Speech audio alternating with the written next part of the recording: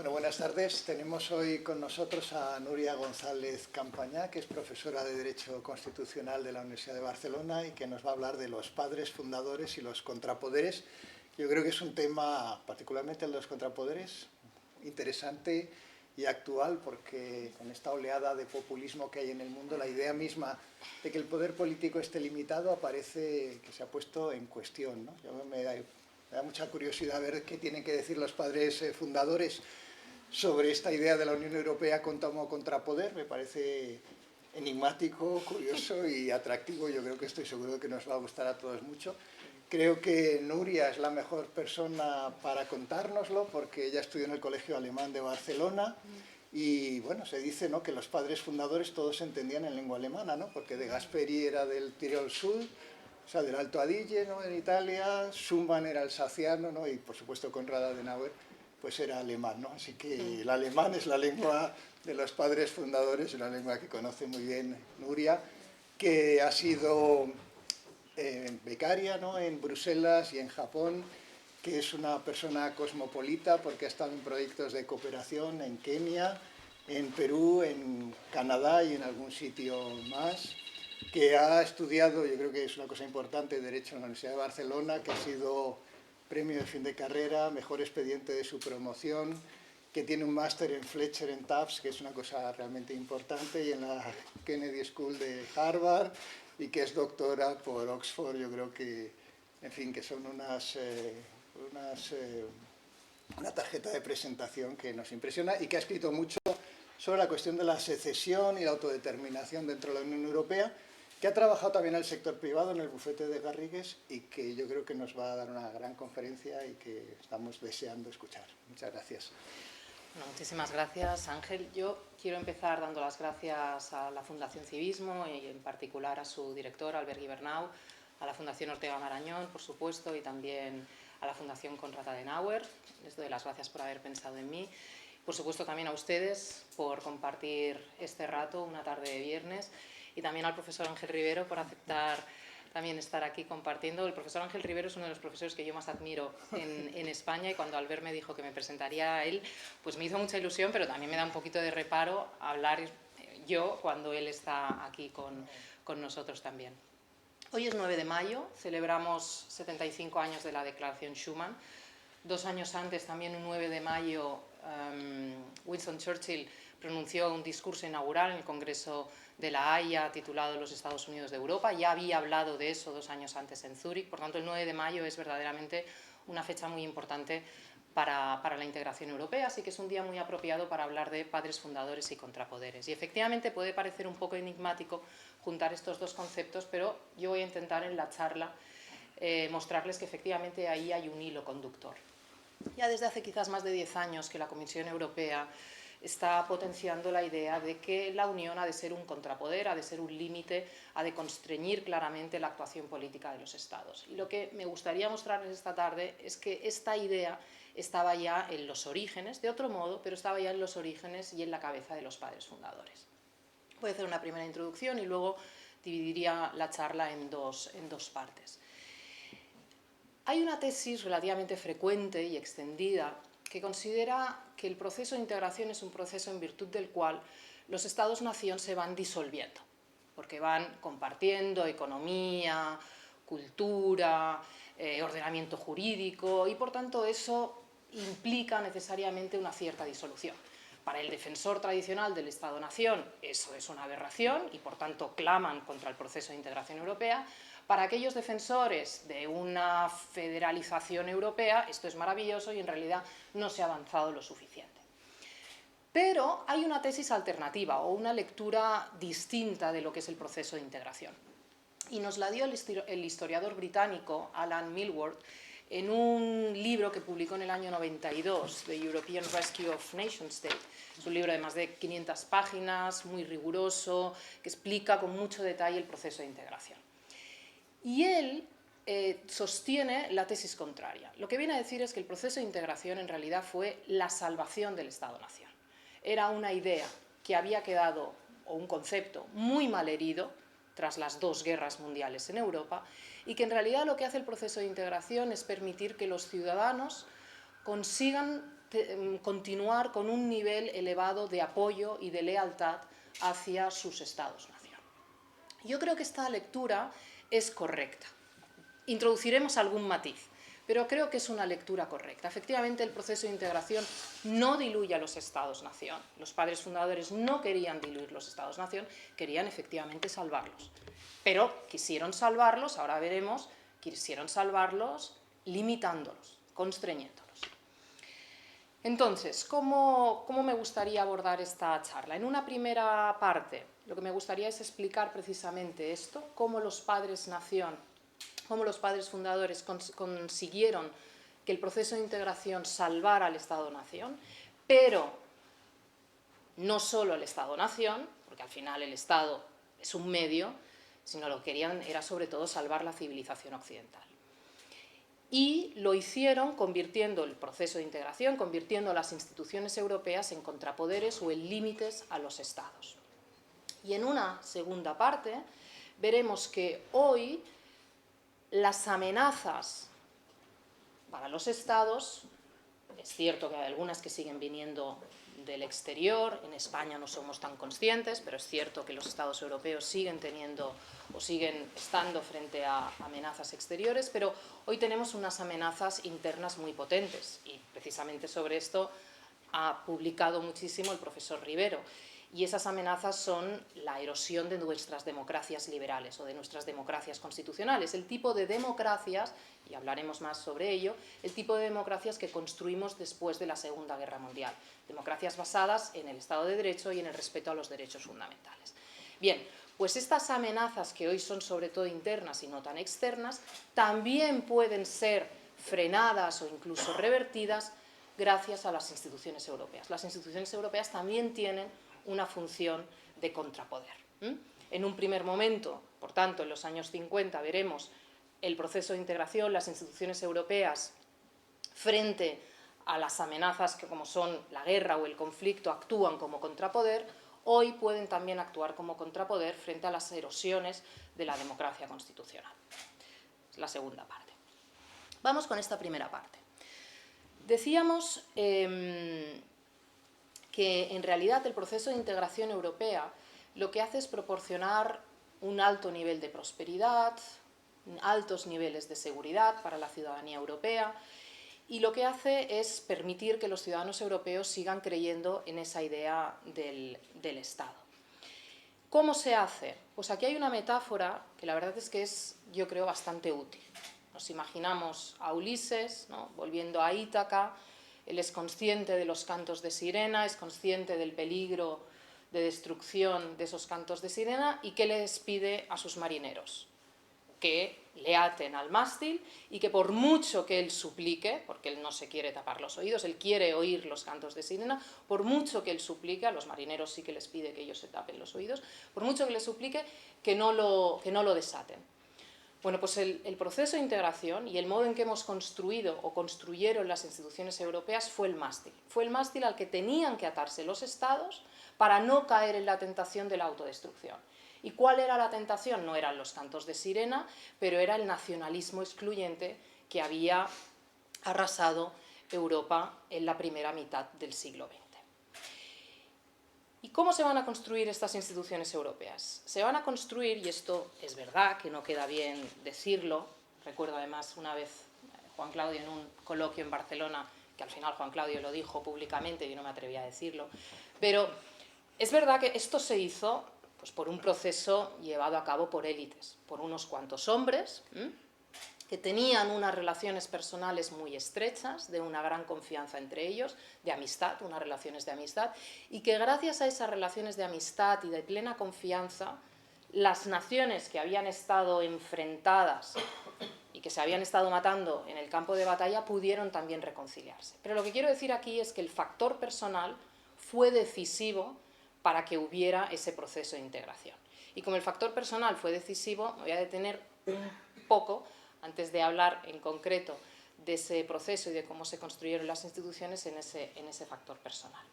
Pero podríamos hablar, es verdad, de muchos padres fundadores, pero si nos queremos centrar en algunos, yo ahora me centraré en tres, luego hablaremos de un cuarto, pero ahora yo me centraría en tres, que son tres líderes políticos. Robert Schuman, el ministro de Exteriores francés del momento, Adenauer, el canciller alemán, y De Gasperi, primer ministro italiano. Y los tres compartían muchas características, muchos rasgos.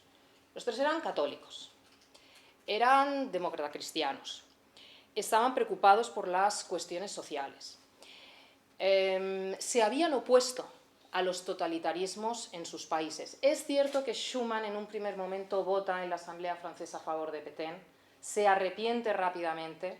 Cuando llegan los nazis y ocupan su zona, él se niega a colaborar con las autoridades nazis y lo mantiene en una especie de prisión, incluso entra en una lista para acabar en un campo de concentración, amigos alemanes lo acaban salvando. De Gasperi tiene un recorrido parecido. En un primer momento no ve mal pactar con Mussolini, pero rápidamente se da cuenta del error y entonces el régimen fascista le hará la vida imposible. También tendrá que pasar toda la guerra oculto, al final sí que conseguirá estar recluido en el Vaticano, que no es el peor sitio del mundo para estar recluido, pero tendrá que estar lejos de su familia. Y Adenauer también. Adenauer es alcalde en la ciudad de Colonia y se niega a que haya banderas nazis en la ciudad para dar la bienvenida a una visita de Hitler, se niega a colaborar con las autoridades. Adenauer también acabará en prisión sin poder ver a su esposa, también aparecerá en una lista para ser enviado a un campo de concentración. Un amigo que hace en prisión comunista acabará salvándole. En fin, tienen un recorrido vital muy parecido. Ellos, los tres, viven la política como un servicio. Tienen claro que es un servicio, que no es un modo de ganarse la vida, sino que es un servicio. Schuman, cuando se queda huérfano a los 25 años, él pierde el padre muy joven y pierde a su madre, la madre también era muy joven, apenas 46 años, en un accidente trágico. Él se queda a los 25 años solo, porque era hijo único, y su idea entonces es irse a un monasterio. Era un joven abogado, le iba bien la vida, pero se encuentra absolutamente devastado. Y un amigo le dice: yo sé que tú quieres ir a un monasterio, pero los santos del mañana irán vestidos de traje. Tu camino es estar en la sociedad civil y ahí te santificarás. Se queda, y por tanto para él la política es una dama de mala reputación. Él se queda ejerciendo la política porque cree que es su obligación, ¿no? Los tres, lo comentaba el profesor Rivero, los tres tienen cultura alemana, efectivamente. Schuman será solo hasta después de la Segunda Guerra Mundial que conseguirá el pasaporte francés, porque su madre era luxemburguesa, él crece en Luxemburgo, luego en Lorena. Su padre tiene el pasaporte alemán, pero tiene corazón francés, porque era un territorio que había pertenecido a Francia, luego pertenece a Alemania tras 1870, tras la Primera Guerra Mundial vuelve a Francia. Él habla francés, tiene un pasaporte francés, pero tiene un acento que le identifica claramente, y él de hecho se forma en Derecho en Alemania. Y De Gasperi lo mismo, Trentino Alto Adige, minoría italiana dentro del Imperio Austrohúngaro, pero va a la Universidad de Viena, por tanto habla también alemán. Ninguno de los dos sienten rencor hacia Alemania, de hecho sienten un gran afecto, y cuando termina la guerra y De Gaulle, que está al mando del gobierno provisional hasta el 46, exige en la Asamblea Francesa que Alemania cumpla con reparaciones de guerra, Schuman se opone, cree que no es el camino, cree que eso es cometer los mismos errores que se cometieron en la Primera Guerra Mundial. Tanto De Gasperi como Adenauer sufrieron muchas estrecheces económicas. Su familia se tuvo que sacrificar mucho para que pudieran estudiar en la universidad. De Gasperi hacía cola en los comedores sociales en Viena para poder subsistir. Y además también los tres compartían una gran rectitud. No fueron políticos para enriquecerse. De Gasperi, que yo no sé si es el mejor modo de convencer a una novia para que se comprometa contigo, pero De Gasperi le decía a su novia por carta: yo no te puedo ofrecer los lujos a los que tú estás acostumbrada. Ella venía de una familia rica del Trentino. Le dijo: la política vivida como servicio no da dinero, este es el tipo de vida limitada que te espera conmigo. Ella dijo que sí, y fueron, a pesar de todo, pasó el test, fueron a pesar de todo muy felices. Y luego la última característica que quería que quería subrayar para entrar ya entonces en el pensamiento político, es que efectivamente Schuman y De Gasperi eran hombres de frontera, no tenían ningún ardor patriótico. De hecho, cuando De Gasperi vive en Viena y se encuentra con otros italianos, hay grupos de jóvenes estudiantes italianos independentistas, ¿no?, que quieren que el Trentino se separe del Imperio Austrohúngaro. De Gasperi nunca se unió a ellos. De Gasperi entendía que ser trentino, ser italiano, ser súbdito del imperio era totalmente compatible. Y de hecho se reirán de él, le acusarán de traidor, le acusarán de proaustríaco, se mofarán llamándole von Gasperi. Entonces, ¿significa que este poco nacionalismo hizo que ellos pretendieran eliminar el Estado-nación? No, todo lo contrario. Todo lo contrario. Schuman estaba convencido ya desde el año 48, él habla de la necesidad de que haya... Pasa que no eran capaces de ver cómo, y ahí es donde entrará Monet. Ellos tenían unos ideales, pero no sabían cómo materializarlos. Pero ya desde el año 48, Schuman entenderá que los países solos no pueden hacer frente a todas las amenazas, que necesitan algún tipo de cooperación. Dirá, nuestros propios medios, esto es Schuman hablando, ya no están a la altura de nuestras necesidades. No es ninguna humillación reconocer este cambio de situación. Negarse a admitirlo sería la señal de un orgullo peligrosamente fuera de lugar. Pero al mismo tiempo dice, nuestros estados europeos son una realidad histórica. Sería imposible hacerlos desaparecer. Su diversidad es un logro y no queremos hacerlos desaparecer. Adenauer tiene también unas inquietudes parecidas. Él está convencido que la unión en Europa no puede ser solo militar, ha de ser también una unión política y cultural. Él tiene absoluto pavor a que una Alemania débil sea la puerta de entrada del poder soviético en Europa. También tiene claro que sobre las ruinas y sobre el vacío que había dejado el nazismo necesitaba algo para contrarrestar aquello. Él le decía a sus colaboradores, los pueblos necesitan un ideal, necesitamos darle una ideología. Y dijo, y en estos momentos la única ideología posible que podemos dar en Alemania es el europeísmo. Necesitamos una unión. Y también era consciente de que los americanos, que hoy no es el tema, pero los americanos querían esa unión. No solo... Obviamente, no solo por cuestiones, dijéramos, de generosidad, también por intereses propios, pero los americanos insistían a los italianos, a los franceses, a los alemanes, de que era necesaria esa unión. La guerra de Corea iba a estallar en el 50, en el 48 al 49 hubo el bloqueo de Berlín, la capacidad de los soviéticos pues atemorizaba no solo a los europeos, también a los americanos. Los americanos necesitaban que Alemania se rearmara, porque una Alemania débil sería incapaz de contener el avance soviético. Por tanto, había muchos elementos que impulsaban esa unión. Y el propio Adenauer aquí hablando. Dice, las naciones no pueden continuar viviendo según sus propios deseos e intereses. Necesitamos aunar nuestras fuerzas. Ya no hay ningún problema importante que sea exclusivamente alemán, incluso ni tan siquiera exclusivamente europeo. Debemos aprender a pensar en un marco más amplio. El marco más amplio, y esto es interesante por otro debate que tenemos hoy día sobre la seguridad en Europa, el marco en el que ellos pensaban, el marco amplio en el que ellos pensaban era Occidente. Y Occidente era Europa y Estados Unidos. Adenauer nunca tuvo la tentación, que por ejemplo sí que tuvo Schumacher y que por ejemplo han tenido otros dirigentes alemanes, la famosa Ostpolitik, y la política que siguió Angela Merkel era esa. Él nunca tuvo la tentación ni de ser neutral, ni de acercarse a la Unión Soviética, incluso cuando Stalin le ofreció la unificación de Alemania. Adenauer siempre tuvo claro que el papel de Alemania era al lado de Occidente y eso significaba al lado de Estados Unidos. Por tanto, no cabía la neutralidad. Y eso le granjeó mucha oposición. El SPD en esos momentos, Schumacher tenía también, Kurt Schumacher, que era el líder del SPD, tenía también un gran reconocimiento. Se había pasado más de 10 años en diferentes campos y, por tanto, era un hombre al que se le escuchaba. También De Gasperi ya en el año 43 hablaba de unidad europea y de hecho De Gasperi fue de los que más insistían en la necesidad de que la integración fuera desde el primer momento política. Él quería una integración plena, política. Él quería una integración además con una gran legitimidad democrática, pedía una asamblea europea. Esto a Monet le horrorizaba.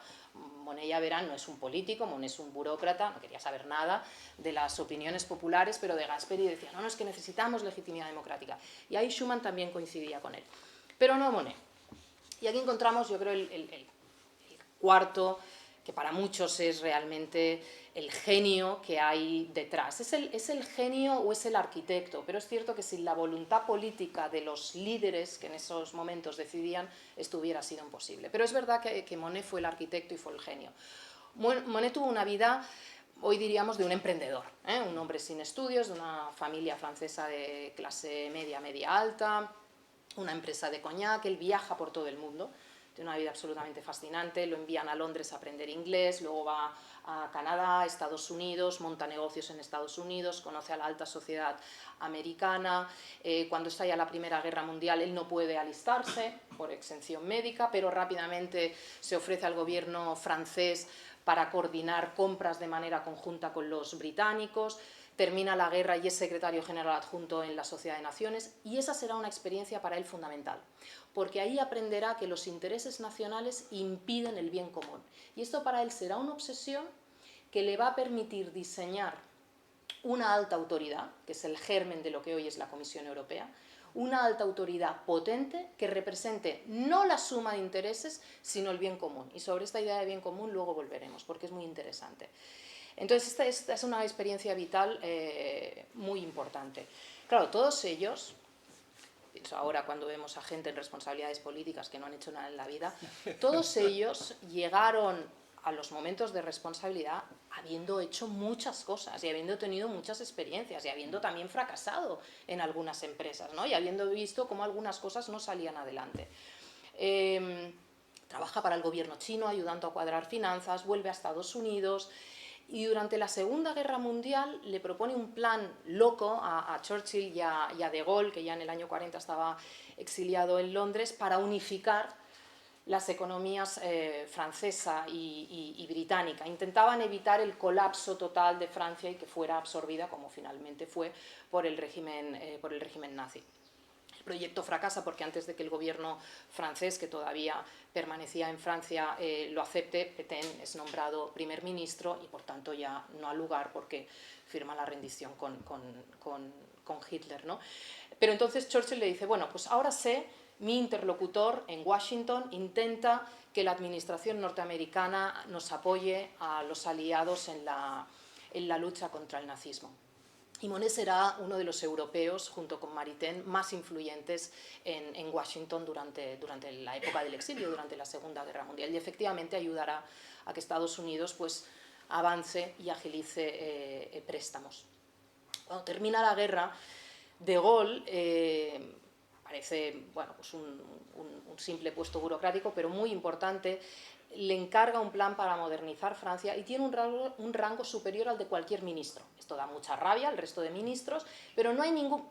De Gaulle se va rápidamente, dimite en el 46, no hay ningún otro primer ministro de esa Cuarta República, que se van a suceder muchos, no hay ninguno que retire a Monet. Todos entienden que es un hombre con unas relaciones personales potentísimas, con unos contactos con Estados Unidos magníficos, con una mente absolutamente privilegiada, una inteligencia práctica fuera de lo común y que ha de estar ahí para modernizar Francia, ¿no?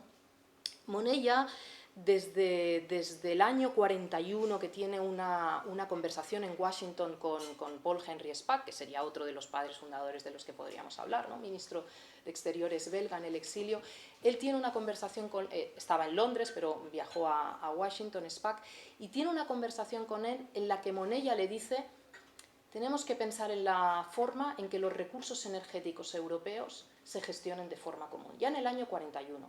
Y en el año 43, hablando también con colaboradores suyos allí en Washington, les muestra un mapa de Europa y les señala la zona del Ruhr, la zona de Lorena y de Luxemburgo, y les dice: el origen de las últimas guerras ha estado en esta zona. Hemos de quitar esta zona de los estados-nación, ¿no?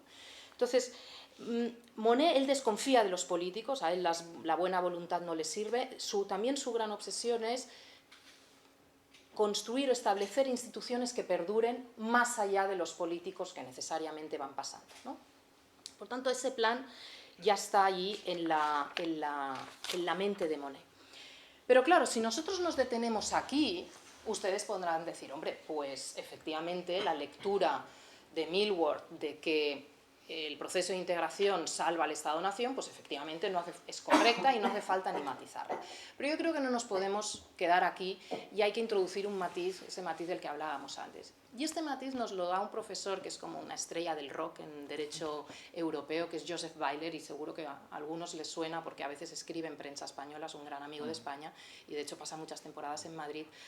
Weiler ha explicado, yo creo que con toda la razón, que la historia del proceso de integración europea es una historia de un ideal, de la consecución de un ideal. Había ahí un compromiso moral y este compromiso moral no lo podemos separar del cristianismo de estos, Monet no, Monet es un agnóstico, pero del cristianismo de estos tres líderes políticos. La obsesión que tenían ellos por la paz no equivalía a una ausencia de guerra o a una ausencia de conflicto. Es decir, paz para los padres fundadores era reconciliación y perdón. No es simplemente no vamos a tener conflictos, no vamos a tener guerras, era vamos a reconciliarnos, vamos a perdonarnos y vamos a tratarnos como iguales. Esta también era una gran obsesión de Monet. Hemos de tratar a los alemanes como iguales, no como vencedores. A cambio, la respuesta de Adenauer, ¿cuál fue? Y esto lo explica Kissinger en este libro sobre liderazgo, creo que se publica hace 2 años aquí en Debate, explica que la estrategia política o el liderazgo político de Adenauer era el de la humildad. Adenauer entendía que Alemania había perdido la guerra, esto de hecho lo decía en el Bundestag cuando le exigían pues, que avanzara en la recuperación de la soberanía, que fuera más exigente con los aliados, y él les decía: ¿quién creen ustedes que ha perdido la guerra? Somos nosotros los que hemos perdido la guerra. Vamos a tener paciencia, vamos a ir aguantando, vamos a ir haciéndolo poco a poco. Muchísima humildad. Él tenía algunos rencores personales, por ejemplo, con el gobierno británico. Cuando termina la Segunda Guerra Mundial, los americanos rápidamente le restituyen en la alcaldía de Colonia, de la que le habían apartado los nazis, pero dura muy poquito porque los británicos acabarán controlando ese sector y tiene algunos encontronazos y algunos episodios de desobediencia con los británicos, y los británicos le van a impedir circular con plena libertad.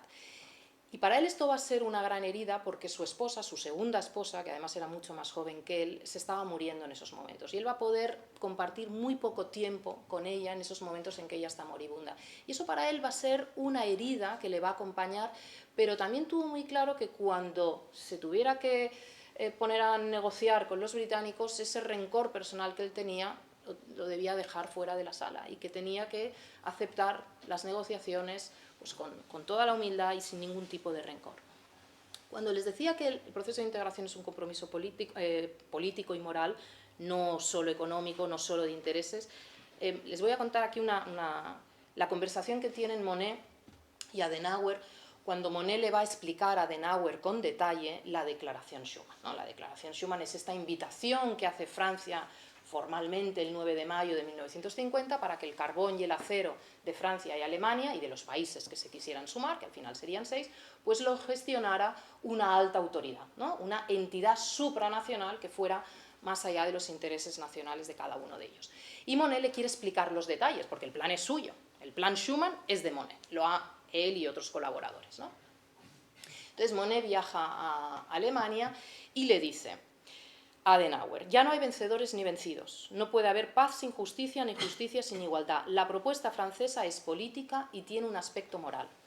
Y Adenauer le contesta: yo no soy técnico, ni ahora le hablo a usted como político, yo también veo que en esta empresa hay un aspecto muy elevado.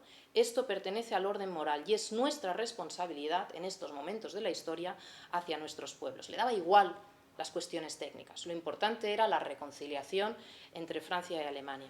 Y Monet en sus memorias dirá: el comienzo de la Comunidad Europea, que empieza efectivamente con la CECA, fue una visión política, pero sobre todo fue una visión moral. Y esto es algo que también otros desde fuera, como por ejemplo Macmillan, que fue primer ministro británico, dirá, más tarde, dirá: el proceso de integración no fue un acuerdo económico o industrial, no era una simple pieza necesaria, fue una concepción casi mística. Muy importante para entender también el pensamiento político de estos padres fundadores es la influencia de un filósofo cristiano como es Jacques Maritain. Jacques Maritain había conocido a Schuman en ambientes académicos en Francia, luego él es embajador francés en Roma ante la Santa Sede y conoce a De Gasperi. La influencia que tendrá Maritain en la democracia cristiana italiana va a ser enorme, incluso va a inspirar a una corriente dentro de la democracia cristiana. Y la filosofía política, que es lo que aquí nos interesa de Maritain, sobre todo tiene dos aspectos que me gustaría destacar. Uno, el modo en que organicemos la sociedad, la democracia como modo de organizar la sociedad, se ha de basar o ha de tener como eje la dignidad de la persona, y esto es especialmente relevante tras la Segunda Guerra Mundial. Es decir, la cuestión religiosa hasta la Segunda Guerra Mundial no había sido tan determinante, pero tras los horrores del nazismo hemos necesariamente de dotarle de un contenido moral a la filosofía política que va a permitirnos organizar políticamente nuestras sociedades. Y luego, otra idea muy importante en su filosofía política es la idea de bien común, que antes lo mencionábamos. La idea de bien común que va a aparecer mucho en los escritos de Schuman y en los escritos de Monnet. Y el bien común, para Maritain, ¿qué es? Pues el bien común no es la noción esta de interés general o de utilidad pública que podemos usar ahora nosotros en nuestra legislación y que los de derecho administrativo pues conocen muy bien, ¿no? Porque detrás de esta concepción de interés público hay probablemente una filosofía utilitarista, que podríamos traducir como el máximo bien para el máximo número de personas. Bueno, pues no, el bien común no es eso. Puede coincidir, puede que coincida, pero el bien común no es eso. El bien común a lo mejor va a ser molestar a unos cuantos y exigir sacrificio a muchos. El bien común responde a un ideal, a un orden superior objetivo, ¿sí?, que ha de identificarse con tratar a todo el mundo, a todos los ciudadanos, con esa dignidad que se merecen, ¿no? Y esta idea va a aparecer mucho, ya les decía, en Schuman y en otros padres fundadores. Schuman, otra vez aquí, palabras textuales: por encima de cada país existe un bien común superior al interés nacional. Schuman tiene una colección de escritos editada por Ediciones Encuentro, que se titula Por Europa, y es una colección breve y se puede entender muy bien ahí su pensamiento. Y Monnet, cuando explica los fallos del Tratado de Versalles y por qué la Sociedad de Naciones después de la Primera Guerra Mundial fracasó, dice que es precisamente por esto, porque no estaba presente el bien común. Dice, el fallo estaba en el propio tratado, basado en la discriminación. Desde el primer día comprendí que la igualdad y la no discriminación eran absolutamente esenciales, tanto en las relaciones entre las personas como en las relaciones entre países. Dice, el problema era la soberanía nacional, que no permitía el avance del bien común. La primera parte de la charla, y ahora ustedes me dirán, ¿esto cómo liga? Bueno, vamos a tener fe. Esto liga porque si las instituciones europeas y ese proceso de integración europea, primero con una CECA, luego rápidamente, ustedes recordarán, en el año 52, muy rápidamente, diseñan otra comunidad europea de defensa, ¿no? Vamos a tener, no solo vamos a gestionar el carbón y el acero, vamos a gestionar un ejército común. Eso fracasa, en el año 54 la Asamblea Francesa no lo ratifica y por tanto no entra en vigor, pero entonces dicen, bueno, vale, esto ha fracasado, pues ¿cómo podemos seguir avanzando? Y en un marco maravilloso en Taormina se dan cuenta de que han de avanzar a través de un mercado común. El objetivo, el telos, que esto nos insiste Weiler siempre, el objetivo final siempre fue la integración política, pero se dieron cuenta que el modo de ir avanzando era a través de un mercado. Empezamos con el acero y el carbón, vamos a continuar, no hemos podido con la defensa, pero vamos a continuar con la energía atómica y con un mercado común, vamos a ir avanzando de esta manera y vamos a ir avanzando estableciendo unas instituciones. Y a las que los estados van a tener que ir transfiriendo competencias. Unas instituciones que van a limitar a los estados y que no van a permitirles a los estados actuar como ellos deseen. Es en este sentido que podemos hablar ya desde un primer momento de una Unión Europea como un contrapoder. Y claro, ustedes dirán, sí, pero era un contrapoder sobre todo en el ámbito económico. Cierto, era un contrapoder sobre todo en el ámbito económico, pero es que los padres fundadores no sabían cuándo llegaría. Pero ellos tenían claro que la integración al final tenía que ser eminentemente política. Hoy día ya podemos hablar de contrapoderes políticos. Y ahora explicaremos por qué. La concepción y empezamos la segunda parte, intentaré ser más breve, la segunda parte de la charla. La democracia que concebían los padres fundadores era el tipo de democracia que concebían los padres fundadores, era la democracia que ha promocionado el Consejo de Europa en Europa, no solo en Estados miembros de la Unión Europea, sino que ya saben que el Consejo de Europa agrupa muchos más, desde el año 49. Una democracia basada en derechos fundamentales y Estado de Derecho, es decir, el sometimiento de los poderes públicos a la ley. Ese es el único tipo de democracia que concebían los padres fundadores. En esos momentos ellos no percibían que pudiera haber unas amenazas internas que la fueran erosionando, pero si hubieran vivido las experiencias que estamos viviendo nosotros ahora, como por ejemplo, ataques a la independencia del Poder Judicial, campañas mediáticas orquestadas para poner en duda la independencia de un determinado juez, el nombramiento de personas en tribunales constitucionales, por poner un ejemplo, absolutamente afines a la mayoría de gobierno. Si hubieran vivido cosas así, se hubieran también preocupado porque las instituciones europeas fueran capaces de responder a eso.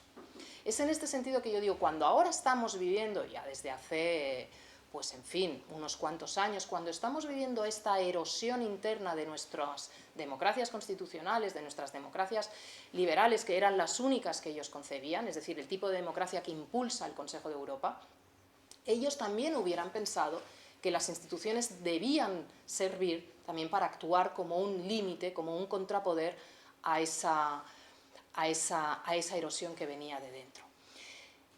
Esta erosión, claro, no viene solo porque tengamos algunos líderes políticos con algunas tentaciones un poco autoritarias y con poca autocontención, viene también porque hay una ciudadanía a la que no le importa mucho que esta democracia constitucional se vaya erosionando, a la que no le importa mucho que los pesos y los contrapesos pues cada vez sean más débiles, a la que no le importa mucho que las mayorías cada vez pues, puedan tener más campo de actuación y el ámbito o el espacio de las minorías quede más reducido.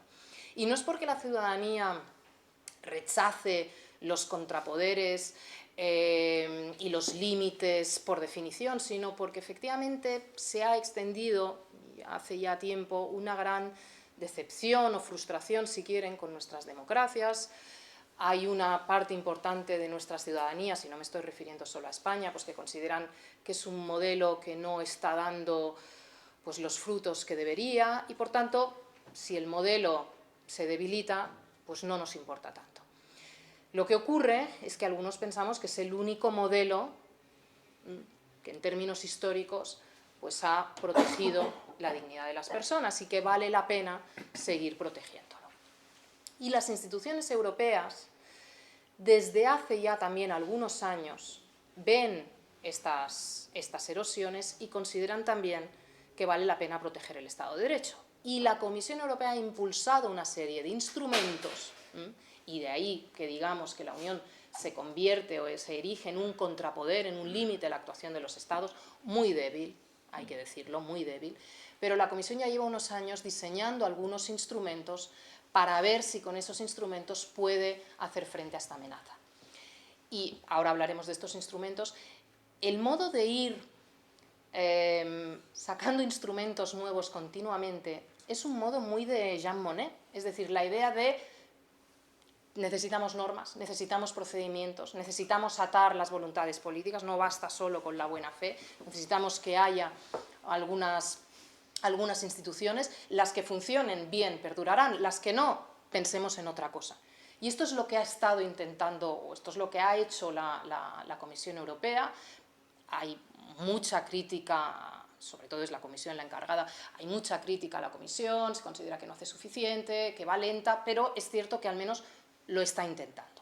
¿De qué tipo de instrumentos hablamos? ¿De qué tipo de instrumentos hablamos que son los que nos permitirían afirmar que la Unión puede ser un contrapoder político frente a los Estados, puede limitar políticamente a los Estados miembros y, por tanto, proteger a los Estados y ser otro de esos mástiles? Hay dos grandes tipos de instrumentos. Hay instrumentos políticos e instrumentos judiciales, ¿vale? Hablemos primero de los políticos. Y dentro de los instrumentos políticos también podríamos hacer una distinción.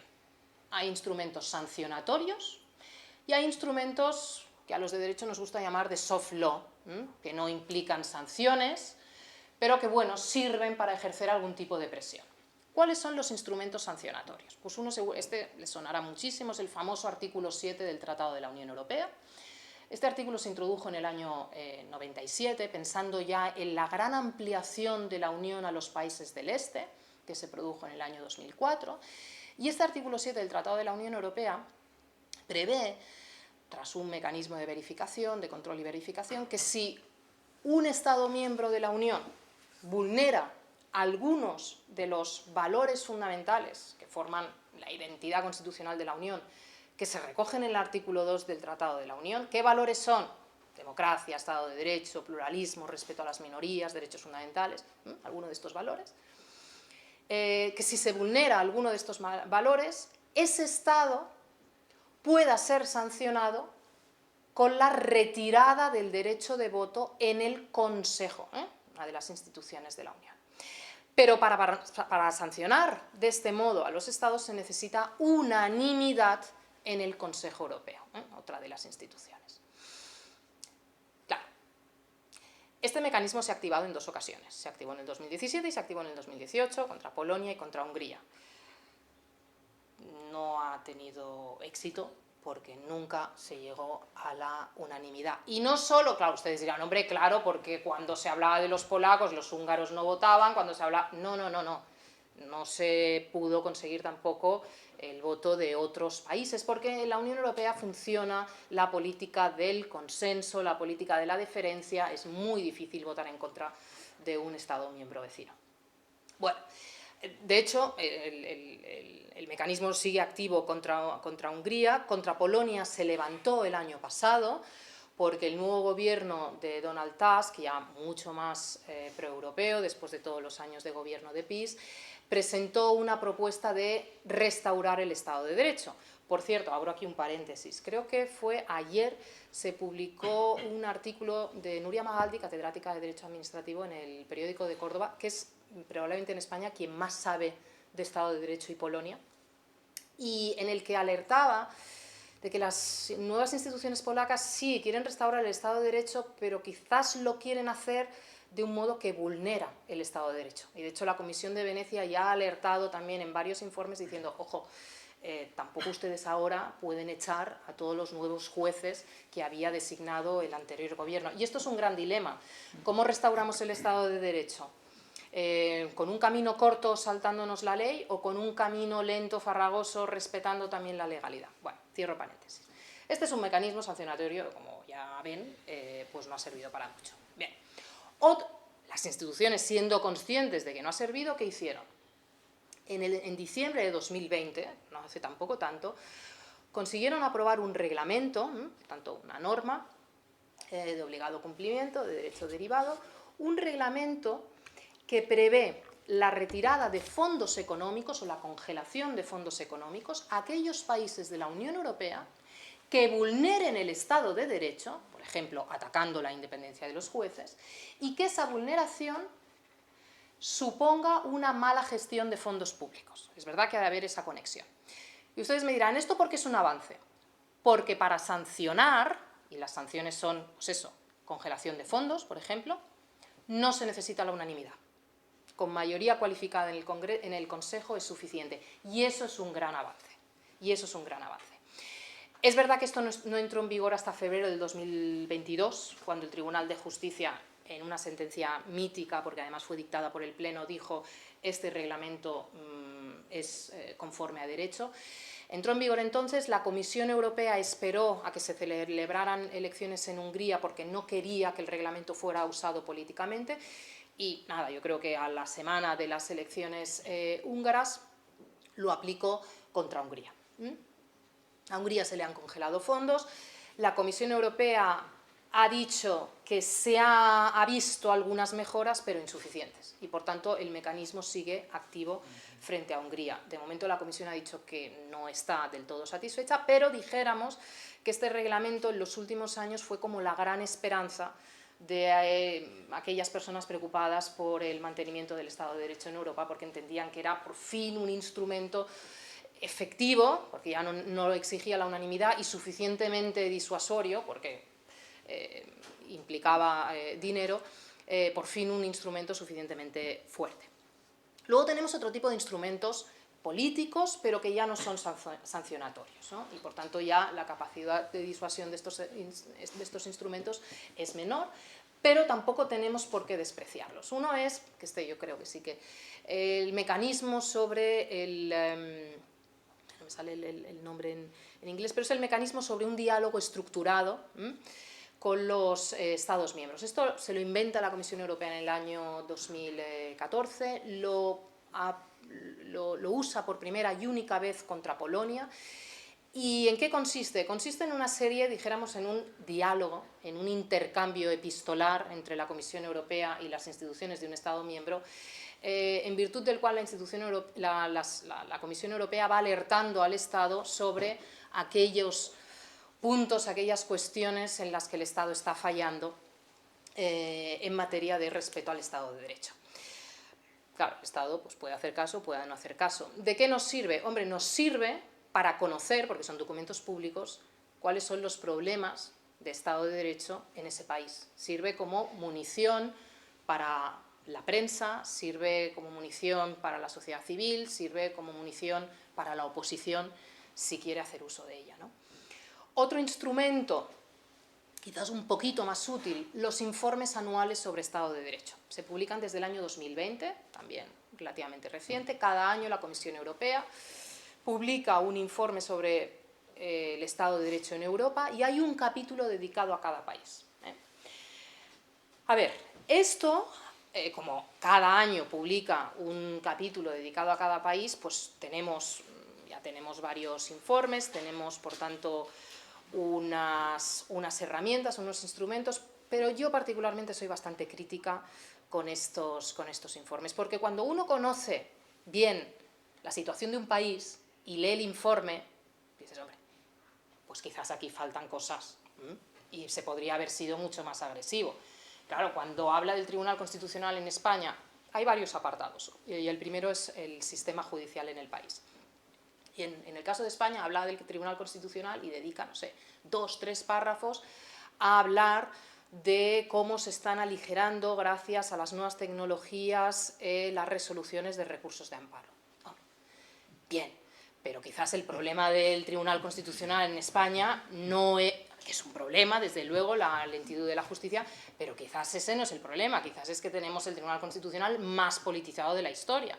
Quizás el problema es que un antiguo ministro está ahora en el Tribunal Constitucional, o una antigua alta directora general que estaba haciendo los papeles al gobierno está ahora en el Tribunal Constitucional. Quizás ese es el problema. Entonces es verdad que son informes excesivamente diplomáticos, poco incisivos, poco agresivos. Pero es cierto que algo es algo. Dirán, bueno, esto es poco. A ver, es poco, es verdad. Pero decíamos antes, tampoco tenemos que despreciar el impacto que tienen, no ya los informes, o desde luego si se activara alguno de estos mecanismos, a veces meras declaraciones de prensa de comisarios que ejercen una cierta presión política pueden servir y pueden actuar como contrapoder. Y ahora les voy a dar un ejemplo aquí español. Yo no sé si ustedes se acordarán, pero creo que fue en el 2020 que se presentó una proposición de ley en el Congreso para cambiar el modo de elección de los vocales del Consejo General del Poder Judicial. Ustedes ya saben, órgano, 20 vocales, hay una serie de vocales de origen judicial que se eligen de acuerdo con lo que diga la ley. No está establecido el modo de su elección en la Constitución. Claro, si estuviera en la Constitución es muy difícil cambiarlo, pero como está en la ley, la ley orgánica del Poder Judicial, es más fácil de cambiar. Bueno, hasta ahora también estos 12 vocales de origen judicial se eligen con unas mayorías muy cualificadas de 3/5 partes en el Congreso y el Senado. Claro, obtener una mayoría de 3/5 en el Congreso y en el Senado, al menos hasta ahora, exige que el gobierno tenga en cuenta la oposición. No es un sistema maravilloso, porque al final es un intercambio de cromos, pero al menos has de tener en cuenta la oposición. Bueno, pues hubo una proposición de ley que preveía que si no se conseguía esa mayoría, en segunda votación fuera ya suficiente la mayoría absoluta. ¿Eso qué significa? pues que la mayoría que da apoyo al gobierno sería suficiente para elegir, para nombrar a esos 12 miembros vocales del Consejo General del Poder Judicial, que es el órgano de gobierno de todos los jueces, que son los que deciden los nombramientos de los TSJs y del Tribunal Supremo. ¿Qué pasó? Pasó que al cabo de unos meses, y después de que hubieran declaraciones de prensa y la publicación de varios informes, es cierto que aquí no tanto de instituciones de la Unión Europea, sino de instituciones del Consejo de Europa, pasó que esa proposición de ley se retiró. Es decir, hubo una presión por parte de distintas instituciones europeas diciendo esto es una regresión en el Estado de Derecho. El gobierno español, fíjese, nos estamos dando cuenta que esto que está haciendo usted salta a la vista, nos está llamando mucho la atención, y se retiró esa proposición de ley. Por tanto, ese fue un ejemplo concreto de las instituciones europeas actuando como un contrapoder, como un límite a una, claro, otro diría, a una voluntad mayoritaria. Sí, sí, efectivamente, a una voluntad mayoritaria. ¿Qué otros mecanismos? Y ahora con esto sí que, de verdad que termino. Nos queda otro mecanismo, yo le decía, instrumentos políticos, instrumentos judiciales. Nos queda el Tribunal de Justicia de la Unión Europea, también como contrapoder. El Tribunal de Justicia de la Unión Europea, que es una de las instituciones, de las primeras instituciones originarias en los años 50, no se concibió para eso. Pero es cierto que tiene dos procedimientos judiciales que están sirviendo para que el Tribunal de Justicia se pronuncie alertando de vulneraciones concretas. Claro, no puede hacer un análisis macro general, pero sí que puede denunciar y alertar sobre vulneraciones concretas. Ya sea porque la Comisión, en virtud del procedimiento de infracción, lleva a un Estado miembro frente al Tribunal de Justicia, y aquí hay toda una saga, por ejemplo, en el caso de Polonia, y también tenemos ejemplos en Hungría, lleva ante el Tribunal de Justicia al Estado miembro para que el Tribunal de Justicia diga esto es contrario al derecho de la Unión en la medida en que se está vulnerando la independencia judicial. Ese es un camino. Y otro camino que tiene el Tribunal de Justicia es, y esto también aparece mucho en prensa, es a través del mecanismo de la cuestión prejudicial. Cuando los jueces nacionales, de cualquier juez de cualquier país de la Unión Europea, puede plantear, si tiene un caso entre manos, claro, ha de tener un litigio, puede plantearle al Tribunal de Justicia si una norma de su país está vulnerando, por ejemplo, el Estado de Derecho. Y esto también es un arma poderosa que tenemos para que nuestros jueces, cuando se dan cuenta de que una norma nacional puede estar vulnerando el valor fundamental de la Unión Europea, como es el del Estado de Derecho, puedan acudir al Tribunal de Justicia para que el Tribunal de Justicia al menos emita una sentencia pública, que son de obligado cumplimiento no solo en ese país, sino en toda la Unión Europea, alertando de esa vulneración. Y ya está, y termino. ¿Estos mecanismos son suficientes? No son suficientes, pero son un ejemplo de una Unión Europea que actúa como contrapoder, que actúa como límite, que actúa como una protectora de ese Estado-nación y de esa democracia constitucional que habían ideado los padres fundadores. Sí, no ya con el objetivo de conseguir la paz y la reconciliación, que era el primero, ese se consiguió, sino con el objetivo de preservar una democracia constitucional que efectivamente ponga los derechos de las personas y especialmente los de las minorías, que son los que sobre todo han de estar protegidos, en el centro de la acción política. Y por tanto esa idea de vamos a salvar el Estado-nación limitándolo, evitando tentaciones, vamos a impedir que puedan hacerse daño entre ellos, también hoy, 75 años después, está presente también para salvar al Estado-nación de esas tentaciones internas que puede tener. Entonces yo creo que sí que hay una relación. Yo he quedado completamente convencido. Bueno, pues muchísimas gracias. Un aplauso. Y creo que tenemos como por lo menos media hora, ¿no?, para tener un diálogo. A mí me ha gustado mucho tu conferencia, la verdad que esperaba una gran conferencia y ha sido más todavía lo que esperaba. Y si la resumiese de una manera breve, ¿no?, yo creo que también el auditorio quizá lo ha sentido de la misma manera, había una parte, digamos, un poco melancólica, ¿no?, al conocer a estos grandes hombres, ¿no?, que en circunstancias muy difíciles, ¿no?, y viviendo una existencia interesante, ¿no? Me ha gustado esto de de estos políticos de la frontera, ¿no?, que han sido capaces de reconciliarse con las partes en conflicto y sobre todo movilizar unos ideales como principio de acción política pues claro, nosotros si lo comparamos con el presente quedamos un poco defraudados, ¿no? A mí me ha gustado el recordatorio, ¿no?, de, en fin, de un tiempo de un centro derecha de la democracia cristiana inspirado por unos valores importantes, y ahora hay un Papa, León XIV, que recuerda un poco, ¿no?, a ese tiempo, ¿no?, de la doctrina social de la Iglesia, de la que participaban todos estos... Totalmente. y que era un instrumento también de integración, ¿no?, más allá de las diferencias nacionales, ¿no?, porque hemos hablado un poco en broma de la cuestión alemana, pero también, evidentemente, esa doctrina social forma parte de su bagaje, ¿no? Pero yo creo que esa melancolía, yo creo que después se rescata en un sentido positivo, que es su herencia, ¿no? Y quizá hay cosas que se ven menos, ¿no?, y es justamente las instituciones europeas como instrumentos simultáneos de salvaguarda del Estado Nacional, un tiempo de globalización, ahora que vemos la vuelta además de los grandes imperios autocráticos, y al mismo tiempo, ¿no?, de instrumento de creación no solo de paz en Europa, sino también de un orden interno de democracia, ¿no? Yo creo que eso está muy bien visto y vale la pena. Y ahora tenemos un turno de preguntas para quien quiera intervenir, por supuesto. Quería preguntar, usted ha dicho que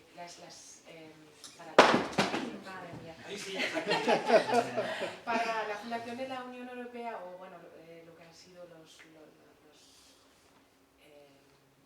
predecesores de la Unión Europea, Sí. Han sido muy importantes las relaciones personales de las personas. Y hoy en día, aunque hemos progresado tanto en democracia, parece igual, que son algunos, sobre todo hombres, que deciden si hay guerra, si hay paz. ¿Cómo se explica? Porque, claro, la democracia o también la Unión Europea, claro, ese asunto moral de que, sobre todo, yo soy alemana, yo soy corresponsal aquí en España y para mí es algo muy romántico y muy intelectual, y que soy muy orgullosa de esto, de que hemos conseguido que no hay más guerras. Bueno, que la idea de guerra es inconcebible ya. Es que es inconcebible una guerra entre Francia y Alemania, ¿no? Claro, pero vemos otras guerras. Sí. ¿Y cómo lo ve usted? Es que, ¿por qué estamos todavía en este punto de que las personas dirigen paz o guerra en Europa y bueno, en el mundo? A ver, bueno, son muchas cosas.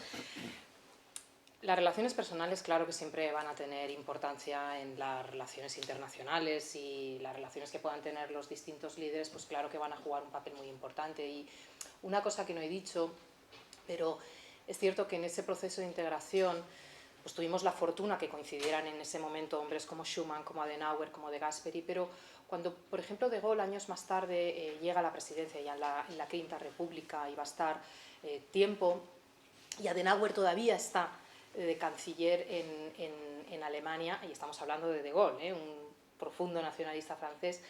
De Gaulle va a tratar a Adenauer como no ha tratado a ningún otro mandatario. Le va a invitar a su residencia personal, no lo había hecho con nadie.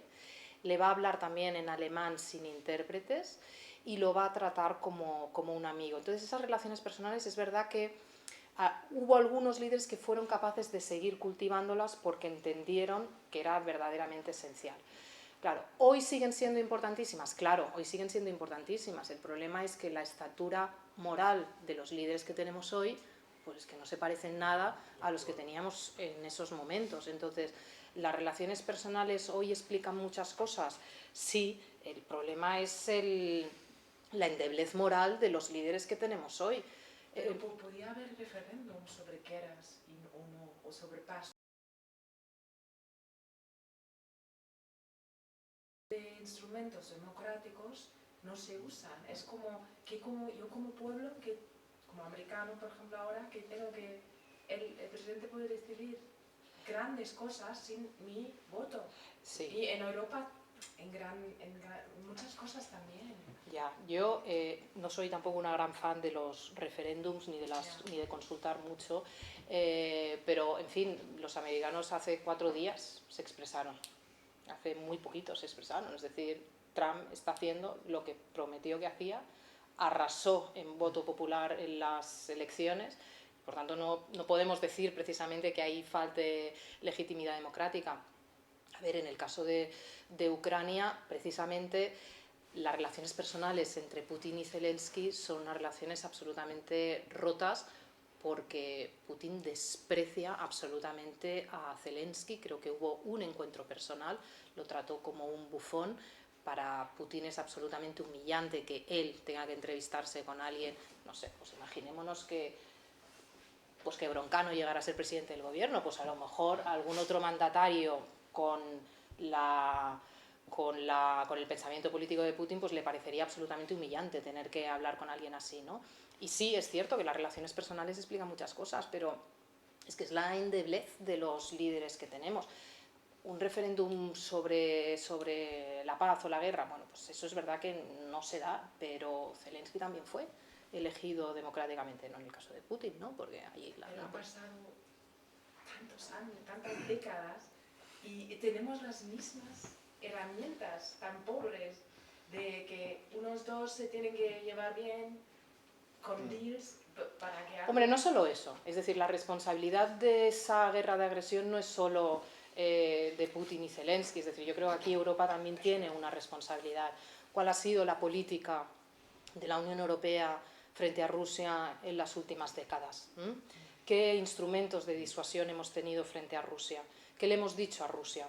Que no íbamos a enviar tropas, que no íbamos a hacer nada, que estábamos convencidos de que allí no iba a pasar nada, que podíamos depender absolutamente de su energía. Ese ha sido el mensaje que hemos enviado, sobre todo los gobiernos alemanes. Ese ha sido el mensaje. Vamos a depender absolutamente de vosotros y no vamos a invertir en defensa, no vamos a arriesgar nada. Por tanto, claro, la guerra no es solo porque dos se lleven mal o, en este caso concreto, porque Putin considere que Ucrania no tiene derecho a existir y ya está. Hay también una incapacidad de los vecinos de disuadir, y aquí es Europa y es Estados Unidos. ¿Puedo intervenir? Yo creo que está interesante. Lo que pasa es que yo creo que, si puedo decir algo también, ¿no?, sobre esto, ¿no? Es verdad que los padres fundadores crean, ¿no?, de alguna manera lo que es hoy la Unión Europea, pero yo creo que la lección de la conferencia es que justamente las instituciones hacen de freno a estas tentaciones personales, ¿no? Yo creo que esa es la lección que podemos sacar. Tenemos una pregunta por allí. Sí, bueno, en primer lugar felicitar a la ponente porque la intervención la exposición ha sido muy completa y muy agradable, muy fácil de seguir. Yo tendría dos preguntas, si se me permite, una general y una muy concreta. La general se vincula a una palabra que es federalismo. A ver, el Consejo de Europa es intergubernamental, la Unión Europea nace con una voluntad federal, llamémosle muy explícito. Tenemos Ventotene, que es antes, pero que es Spinelli, que influye en eso, pero veo la gran contradicción en estos momentos. Ninguno de los grandes partidos europeos a día de hoy se define como federal. Ninguno. A título personal sí que hay diputados que se definen como federalistas, pero los partidos federalistas como tales son minoritarios. Pero cuando hay problemas, las soluciones son federales. O sea, tenemos los fondos Next Generation y ahora el tema de defensa, o la solución es federal o no hay solución. Entonces, ¿cómo ves el tema del federalismo, teniendo en cuenta que hay países disogrado en plena ataque a una idea de federalismo, al contrario, retroceso de lo que hay, reticencias con los nacionalismos, pero a la hora de la verdad tenemos soluciones federales, un poco contradictorias? Bueno. Y luego, la otra pregunta se refiere, más concreta, un tema puro constitucional, se refiere a la referencia que ha hecho sobre los bloqueos en la renovación del Consejo del Poder Judicial. Vamos a ver. Estoy totalmente de acuerdo que una mayoría no puede imponer a la minoría. Estamos de acuerdo. Pero la pregunta es, ¿puede la minoría bloquear a la mayoría y conseguir con eso que un consejo caducado siga haciendo nombramientos que no le corresponden? Porque ese ha sido el problema. Entonces, las dos cosas a la vez. Gracias. Venga, vamos a empezar por esta última. No, toda la razón, efectivamente. Yo lo que pasa es que siempre intento centrarme en criticar al poder y no a la oposición, pero efectivamente, es decir, la oposición estuvo durante años pues, en una postura de absoluto bloqueo. Eso es cierto. Lo que ocurre es que, y sobre esto también se ha pronunciado, por ejemplo, la Comisión de Venecia, ha de haber mecanismos alternativos en situaciones de bloqueo. La solución no puede ser rebajar las mayorías. Hemos de buscar otras alternativas. Entonces, frente a una situación de bloqueo, pues sí, efectivamente, hay que buscar otros modos, pero nunca la idea de rebajar mayorías. Pero sí, completamente de acuerdo. A ver, lo de la solución federal, que esto es más complicado. El problema es que el término federal es un término un poco engañoso, porque claro, nosotros entendemos el federalismo cuando hablamos de estados compuestos, estados-nación, y cuando hablamos de cómo se distribuye internamente o territorialmente el poder. Y ahí sí que nos podemos poner de acuerdo y decidir qué es un estado federal y qué no es un estado federal. Cuando hablamos de Europa federal ya es mucho más complicado. Porque claro, Europa no es un Estado, es una entidad supranacional que no tiene tampoco ningún otro precedente, entonces es un ente no identificado, es un ente muy sui generis, y hablar de federalismo a nivel europeo es complicado porque es un término de derecho constitucional que se aplica en el interior de los Estados y que claro, cuando lo aplicamos en el caso de la Unión Europea es de muy difícil aplicación. Entonces yo por eso prefiero hablar de integración, ¿no? Soluciones de mayor integración. Y tiene usted toda la razón, es que es el modo tradicional en el que ha avanzado la Unión Europea. La Unión Europea solo ha avanzado, no me atrevo a decir solo, pero lo que pasa es que ahora todos los ejemplos que me vienen a la cabeza son de avanzar en momentos de crisis. En momentos de crisis. Y también es lógico, porque solo en momentos de crisis, cuando estamos con el agua al cuello, somos capaces de llegar a situaciones y acuerdos que en momentos ordinarios pues no seríamos capaces de lograr. Entonces, en estos momentos de crisis es verdad, se apuesta por soluciones de mayor integración, si quiere, porque la palabra federal ya le digo que puede llevar a equívocos, de mayor integración, de mayor cooperación. Es cierto, ahora estamos en un momento de crisis por precisamente la amenaza clásica, tradicional, habíamos pensado que esto ya no existía, amenaza clásica tradicional de agresión física, es decir, claro, nosotros en España no la sentimos, pero los bálticos la sienten, los polacos la sienten, los países del norte de Europa la sienten, ¿no? Entonces, en este momento de crisis, sobre todo para algunos países de la Unión Europea, que piensan, ¿y si Rusia continúa con su política de agresión? Frente a esto, ¿qué? Frente a esto nos damos cuenta, obviamente reconocemos que no son suficientes las soluciones nacionales y estamos dispuestos a una mayor integración y a una mayor cooperación en defensa.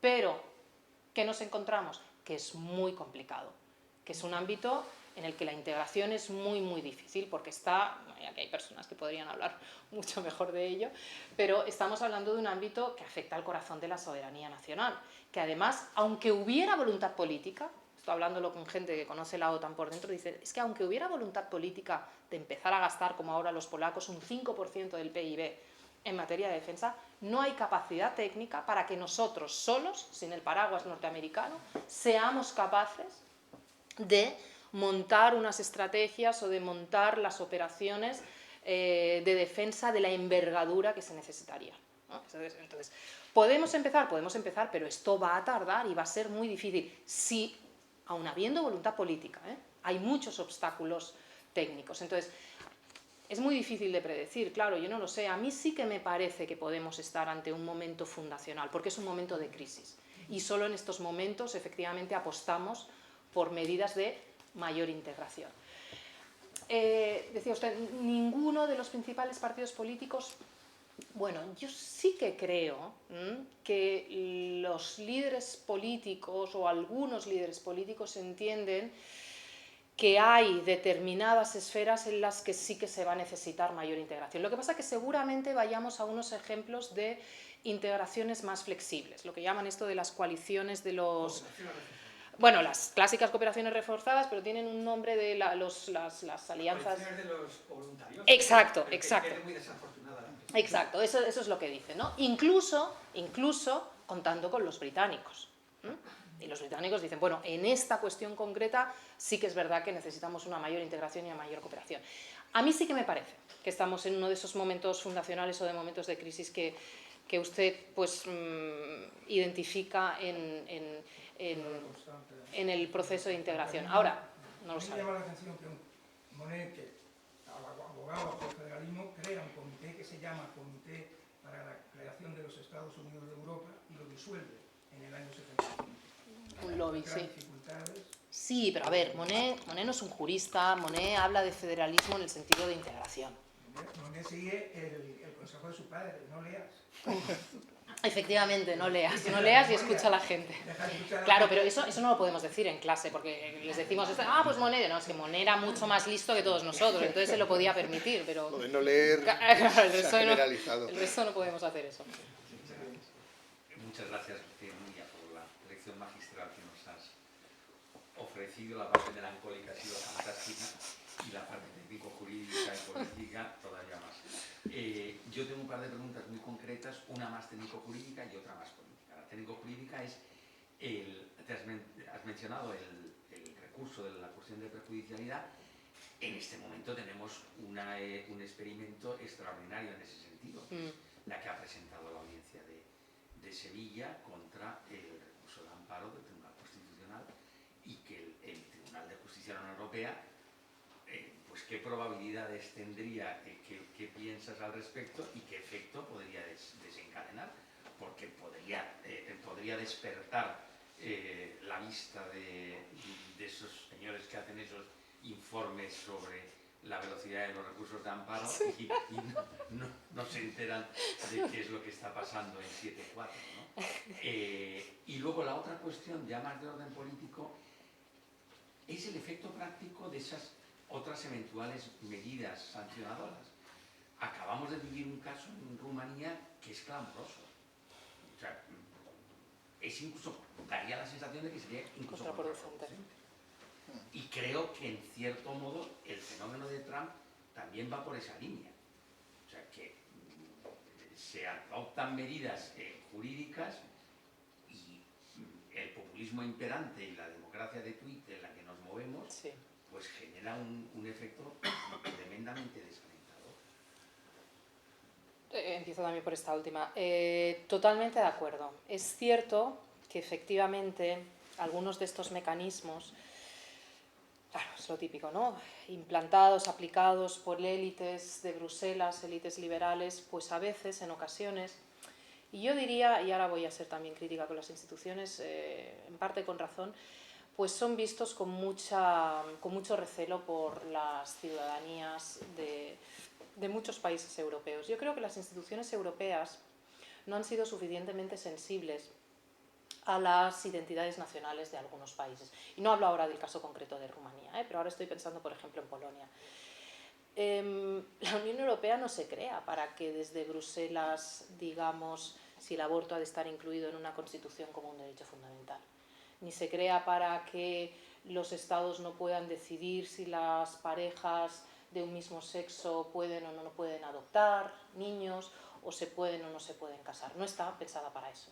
Y de hecho, el artículo 4.2 del Tratado de la Unión obliga a las instituciones a respetar la identidad nacional de los Estados miembros. Y en muchas ocasiones las instituciones no han sido sensibles a esto, ¿no? Resoluciones del Parlamento Europeo, ustedes me dirán, bueno, no tiene ningún efecto, es una resolución política. Ya, ¿por qué el Parlamento Europeo de decirle a un país que ha de incluir el aborto como un derecho fundamental en su Constitución? Pues lo van a decidir ellos. Entonces, la ciudadanía, que no tienen por qué ser expertos en procesos de integración y que a veces a lo mejor pues no van a distinguir, mezcla los mensajes sobre cuestiones en las que efectivamente la Unión no debería meterse con mensajes en los que la Unión sí debería meterse. Y al identificar como una misma cosa esos mensajes, pues es difícil desligar una cosa de la otra. Y es verdad que en ocasiones, pues, mecanismos que tienen como objetivo proteger el Estado de Derecho, proteger las instituciones de esos países, fortalecerlas, pues pueden caer en saco roto. Y yo creo que ahí hay una responsabilidad de las instituciones, que tendrían que ser mucho más prudentes en muchos otros ámbitos. Luego, lo de la cuestión prejudicial. Bueno, ya ha sido interesante, todavía no se ha pronunciado el Tribunal de Justicia, pero ya ha sido interesante porque ha obligado al Tribunal Constitucional a recular. Bien, el Tribunal Constitucional, y le estaba diciendo a la Audiencia Nacional, a la Audiencia Provincial de Sevilla, que cómo se atrevía a poner en duda la aplicación de una sentencia. Y le digo, oiga, que es que el derecho europeo tiene primacía también sobre usted. Eso es verdad que a los tribunales constitucionales, no solo el nuestro, les cuesta mucho. Les cuesta muchísimo, y el primero, el alemán.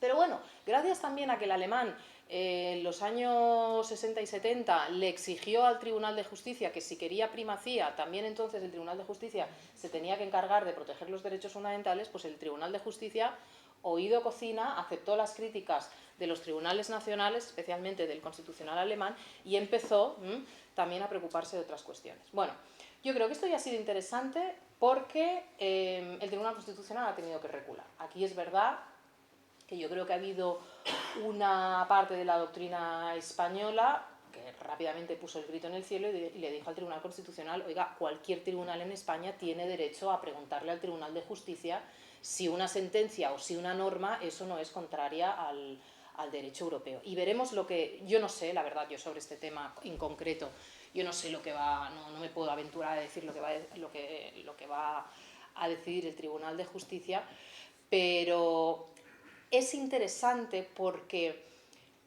sobre tribunales constitucionales el Tribunal de Justicia ha dicho muy pocas cosas, muy poquitas. Sobre consejos generales del Poder Judicial sí que ha dicho más, y también el Tribunal Europeo de Derechos Humanos. Pero sobre tribunales constitucionales se han atrevido a decir muy pocas cosas. Estamos en el 2025. No hace tanto, en el 2018, el Tribunal de Justicia nunca había dicho nada sobre independencia judicial, sobre que eso fuera una competencia de él, 2018, no hace tanto. Por tanto, yo creo que vamos muy deprisa. Ojalá que empiecen también a mirar las composiciones y cómo se eligen a miembros de los tribunales constitucionales. Ya digo, de momento no lo han hecho, pero puede ser que empiecen, porque hasta hace 4 días tampoco se atrevían a hablar de la independencia judicial en los Estados miembros.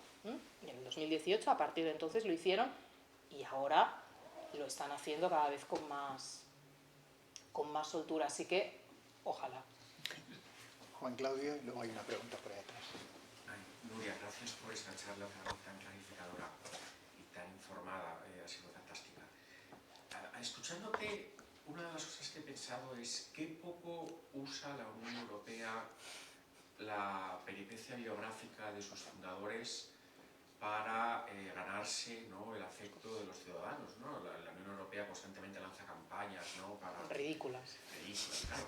Y sin embargo no nos cuenta la vida de estas personas, la amistad que tejieron, que es una historia conmovedora. Es difícil sustraerse a la sospecha de que no interesan porque son 3 hombres católicos, ¿no?, hablando en alemán, ¿no? Y que entonces no tienen el glamour suficiente, ¿no? Pero, claro, realmente fueron 3 hombres providenciales y del destino, ¿no? El caso de Monet es también curioso por contraste, ¿no? Porque los 3 políticos que has mencionado son transfronterizos. Monet es un cosmopolita, que no es lo mismo. Exacto. ¿No? O sea, los 4 descreen de la necesidad de las fronteras nacionales, pero por razones distintas, ¿no? O sea, o llegan a esa conclusión a través de caminos distintos. El caso de Monet es un cosmopolita, que no es lo mismo que ser un transfronterizo. Pero Monet además es particular porque es un idealista maquiavélico. O sea, cuando nosotros le están diciendo, sobre todo de Gasperi, le está diciendo no, una gran asamblea, ¿no?, como la Convención de Filadelfia o como tal, ¿no?, tiene que ser un gran parlamento con gran legitimidad democrática. El otro opta por... No. Burócratas. Hechos consumados y preguntar pocas veces, ¿no? Eso tampoco ayuda a su fama política, ¿no?, porque es un hombre que es un europeísta, pero es un demócrata muy sui generis. Muy sui generis, totalmente. Y luego de Schuman hay una cosa que quería...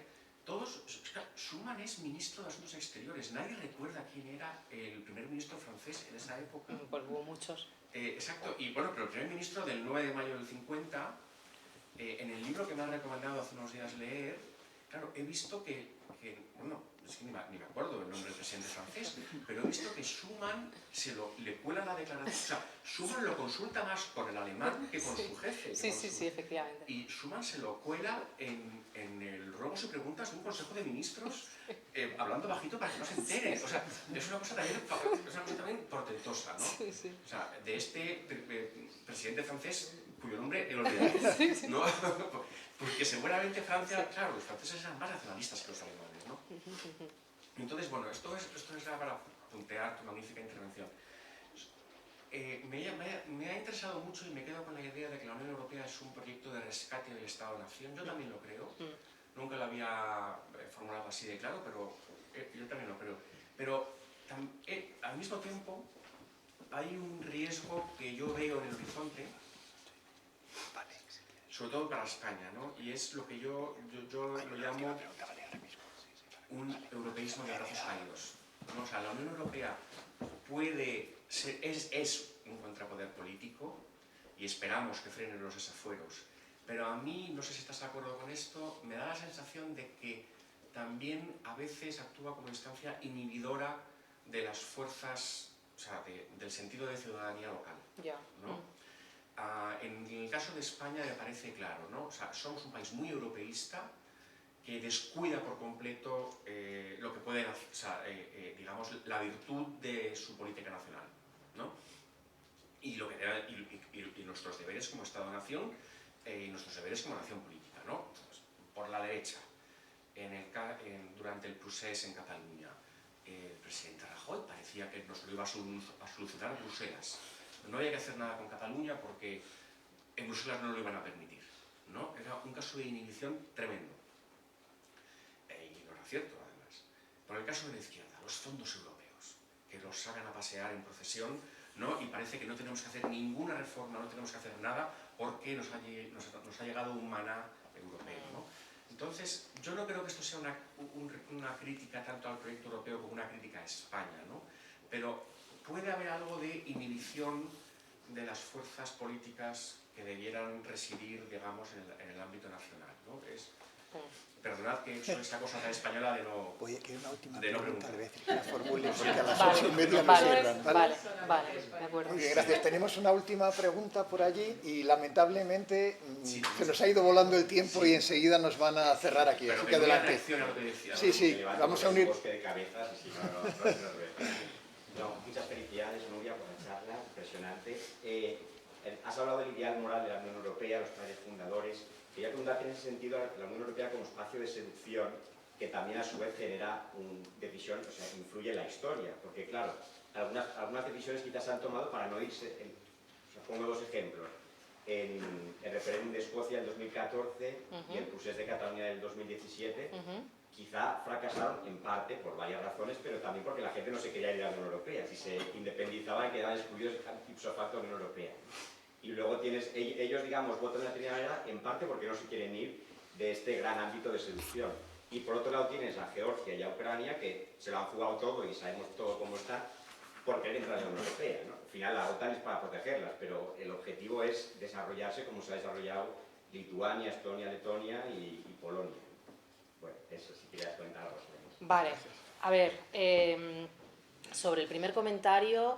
Mire, yo dediqué mi tesis doctoral a Unión Europea y secesión, así que no quiero empezar a hablar de esto, pero es verdad, tiene usted toda la razón, fue un elemento fundamental en el fracaso del referéndum de Escocia en el 2014 y en el caso de España, pues podríamos estar, o de Cataluña, podríamos estar hablando también largo y tendido, pero efectivamente sí fue un elemento también importante la incertidumbre que generaba el si podríamos permanecer en la Unión o no. Pero de verdad que luego si quiere seguimos hablando, pero no me quiero extender sobre esto, pero tiene usted toda la razón, claro que es un espacio de seducción y eso pues a Ucrania y a Georgia pues les ha costado caro, pero vamos a ver, les ha costado caro no porque ellos hayan decidido eso, les ha costado caro porque tienen un vecino que no acepta que la Unión Soviética colapsó, ¿no? Luego, telegráficamente, bueno, es que estoy muy de acuerdo contigo, Juan Claudio. Si el proceso de integración hubiera dependido de la democracia, si le hubieran preguntado a los franceses y a los alemanes en esos momentos si querían la reconciliación, hubieran dicho que no. Entonces, yo creo que Monnet tenía toda la razón cuando decía, bueno, no vamos a preguntar de momento mucho a la gente, vamos a establecer estas instituciones y cuando las cosas funcionen y la gente vea...